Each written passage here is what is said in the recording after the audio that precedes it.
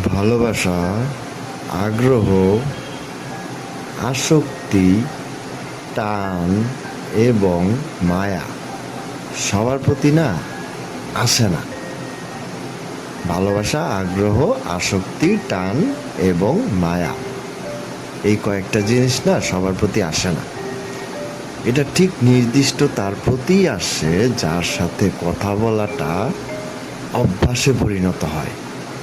প্রচণ্ড হতাশায় যখন মুখ থুবড়ে পড়ে থাকবেন না, তখন ইচ্ছা হবে কারোর সাথে গল্প করতে, কারোর সাথে সময় কাটাতে, আবার কাউকে না কাউকে ভরসা করতে।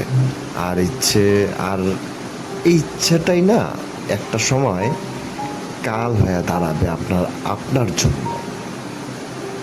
ঠিক আছে, এই ইচ্ছেটাই না কাল হয়ে দাঁড়াবে। এ যুগে মানুষ কারো জীবনে কাউকে ভালো রাখতে আসে না রে ভাই, তারা আসেই ভালো থাকতে। ভালো লাগা, মোহ, প্রেম নিয়ে যে কেউ আসতে পারে জীবনে, তবে ভালোবেসে মায়ায় পড়ে খুব কম মানুষই পাশে আসে। খুব কম মানুষই পাশে আসে। কেউ ভালোবাসে না রে ভাই। দিনের পর দিন যখন সেই একটা মানুষ আপনাকে সঙ্গ দিবে, কথা বলবে, আপনাকে নতুন করে বেঁচে থাকার ভরসা যোগাবে, ঠিক তখন আপনি সেই মানুষটার প্রতি ধীরে ধীরে দুর্বল হতে থাকবেন। আপনার সময় ব্যয় করিয়ে যে মানুষটা কেবল নিজে ভালো থাকতো, একটা সময় সেই আপনাকে একা করে দিবে। একদিন। অবহেলা, অনাগ্রহ, সময় না দেওয়া, ব্যস্ততার অজুহাতে আপনাকে অনেক দূরে ঠেলে দিবে। জানেন তো, অতিরিক্ত নির্ভরশীলতা কখনো কখনো চরম একাকিত্ব ডেকে আনে। আপনি যখন সেই মানুষটার প্রতি নির্ভরশীল, ঠিক তখন সে আপনাকে একা করে দিবে।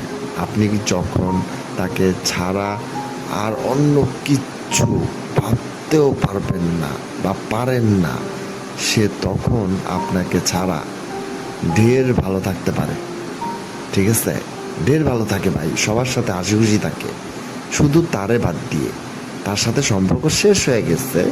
সম্পর্ক শেষ হয়েছে কি মানে, কোনো কারণে সম্পর্কটা শেষ হয়েছে, কোনো ঝামেলা হয়েছে, বাট দেখবেন যে শেষ পর্যন্ত যার কারণে আপনার রিলেশনটা নষ্ট হয়েছে বা রিলেশনটা হয়নি কন্টিনিউ, ঠিক আছে, একটা পর্যায়ে দেখবেন তার সাথেই না খুব হাসি খুশিভাবে সে চলাফেরা করতেছে, সে খুব তার সাথেই হাসি খুশি আছে, আপনাকে সে ভুলে গেছে।